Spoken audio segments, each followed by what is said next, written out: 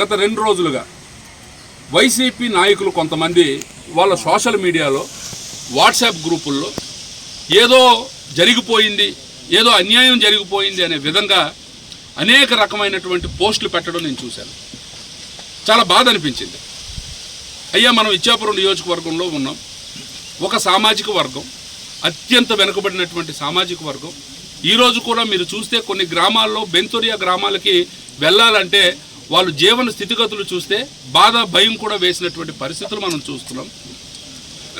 ఈరోజు వాళ్ళు ఒక రిప్రజెంటేషన్ ఇవ్వడానికి వచ్చారు. ఆ రిప్రజెంటేషన్ ఇవ్వడానికి వచ్చినటువంటి వాళ్ళతో ఎమ్మెల్యే ఏం మాట్లాడాడు, ఎమ్మెల్యే మాట్లాడినటువంటి అంశాల్లో నిజమెంత ఉంది, ఈరోజు వాళ్ళ పట్ల రాజకీయాలకు అతీతంగా నిలబడాల్సినటువంటి బాధ్యత మనకు ఉందా లేదా అని వైసీపీ నాయకులు ఒక్కసారి వాళ్ళ మనస్సాక్షిని ప్రశ్నించుకోవాల్సినటువంటి అవసరం ఉంది.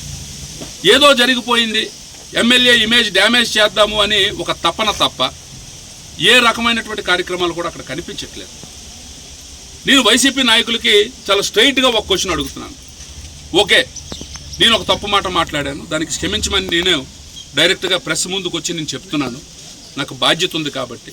ఎందుకంటే మనుషులు ఒక్కొక్కసారి అనుకోని సంఘటనలు జరుగుతాయి, ఒక్కొక్కసారి ఆవేశం అనుకోని స్పర్ ఆఫ్ ఎ సెకండ్లో జరిగినటువంటి ఒక మాటని పట్టుకుని మీరు ఇమేజ్ డ్యామేజ్ చేసే కార్యక్రమం చేస్తున్నారు. కానీ ఇదే కానీ రాజకీయం జరిగితే ఇక్కడ ఉన్నటువంటి 27,000 మంది తాలూకా బతుకు ఏమవుతుందో ఒక్క వైసీపీ నాయకుడైనా ఆలోచించాడా?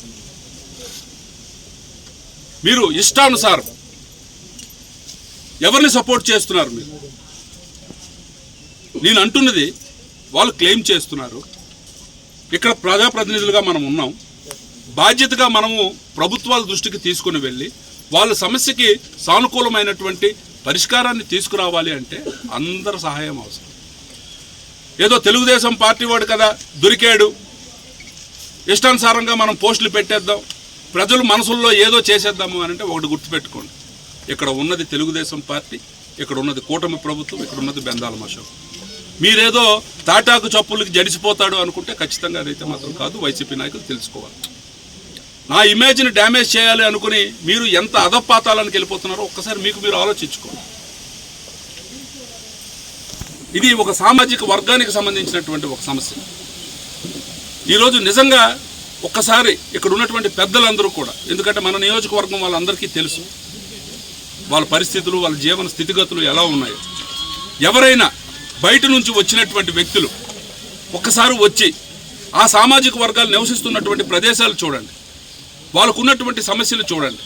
మీరు 2005కు సంబంధించినటువంటి ఒక రిపోర్ట్ తీసుకొని వచ్చి వీళ్ళు బెంతొరియాలు మన శ్రీకాకుళం జిల్లాలో నివసించట్లేదు అని చెప్పి ఒక రిపోర్ట్ ఉంది అని చెప్పారు. అదే రిపోర్టు రాసినటువంటి వ్యక్తి there are people of Benthorias residing in parts of so and so Ichchapuram constituency అని క్లియర్గా ఇచ్చినటువంటి రిపోర్ట్ ఉంది. ఆ అధికారి పేరు వి నాగిరెడ్డి కాదంటారా? 99లో మెమో ఇచ్చారు. ఆ రోజు చాలామంది సర్టిఫికెట్లు పొందినటువంటి సందర్భం ఉంది. లేకపోతే ఈరోజు పొలిటికల్ రిజర్వేషన్స్ ఎస్టీలుగా పరిగణించబడినటువంటి ఎస్టీ రిజర్వేషన్స్ ఇస్తున్నటువంటి పంచాయతీల్లో, ఎంపీటీసీ పరిధుల్లో చాలామంది బెంతొరియాలు ఈరోజు ఎస్టీలుగా నమోదై వాళ్ళందరూ కూడా ఈరోజు ప్రజాప్రాతినిధ్యం వహిస్తున్నటువంటి సందర్భాలు ఉన్నాయి.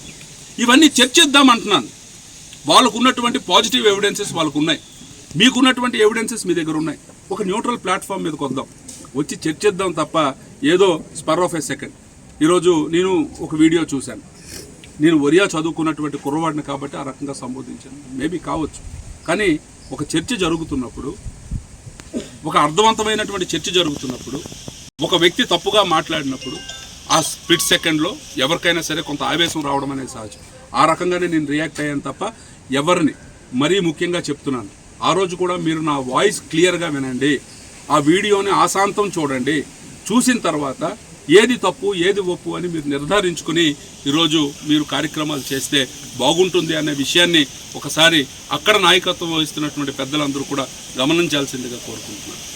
ఎందుకు అనంటే ఒక వ్యక్తిని సంబోధించి నేను మాట్లాడిన దాన్ని ఒక సామాజిక వర్గానికి అందరికీ కూడా రుద్దేసి నేనేదో అందరినీ అన్నాను అనే రకంగా దాన్ని అర్థం తీసుకొచ్చే ప్రయత్నం చేయటం మాత్రం అది సబబు కాదు.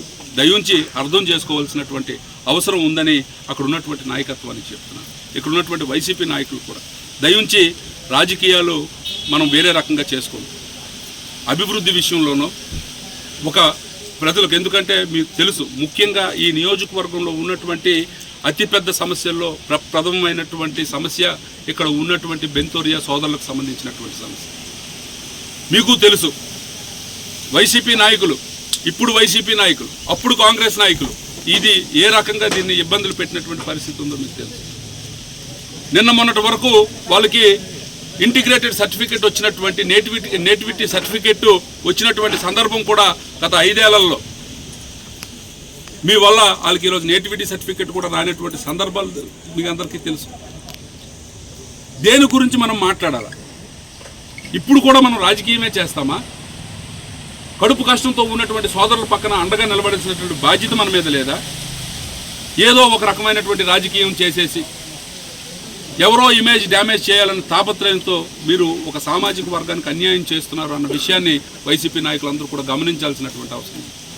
రాజకీయాలు చేద్దాం, ఖచ్చితంగా మీ పార్టీకి ఒక సిద్ధాంతం ఉంటుంది. ఈరోజు నేను చూడండి, తెలుగుదేశం పార్టీ ఆవిర్భావ దినోత్సవం రోజు నేను ధైర్యంగా చెప్పుకుంటున్నాను నా పార్టీకి ఒక సిద్ధాంతం ఉందని. అలాగే మీ పార్టీకి ఒక సిద్ధాంతం ఉండే ఉంటుంది. దాన్ని మనం ప్రచారం చేసుకుందాం, ప్రజల దగ్గరికి వెళ్దాం. ఎవరు నమ్మకం కలిగిస్తే వాళ్ళు లీడర్గా ఎదుగుతారు, వాళ్ళు గెలుస్తారు. అది మానేసి ఏదో చిన్న చిన్న విషయాల్ని అనవసరంగా రాద్ధాంతం క్రియేట్ చేసి ప్రజల్ని కన్ఫ్యూజన్ క్రియేట్ చేసి మీరు చేస్తానంటే మాత్రం ఒప్పుకునే పరిస్థితి అయితే లేదు. ఇక్కడ ప్రతి ఒక్కరికి చెప్తున్నాను, బాధ ఆవేదన కలిగింది. నేను ఒక వ్యక్తిని రిఫర్ చేస్తే అది ఒక సామాజిక వర్గానికి అందరికీ కూడా దాన్ని చేసేసి యాజ్ ఇఫ్ నేనేదో ఆ సామాజిక వర్గాన్నే కించపరిచానని చెప్పేలాగా ఒక ఇది తీసుకొని వచ్చే ప్రయత్నం మీరు చేస్తున్నారు. ఆ రోజు ఇక్కడ ఉన్నటువంటి వాళ్ళు చాలామంది ఉన్నారు, ప్రెస్ వాళ్ళు కూడా ఉన్నారు.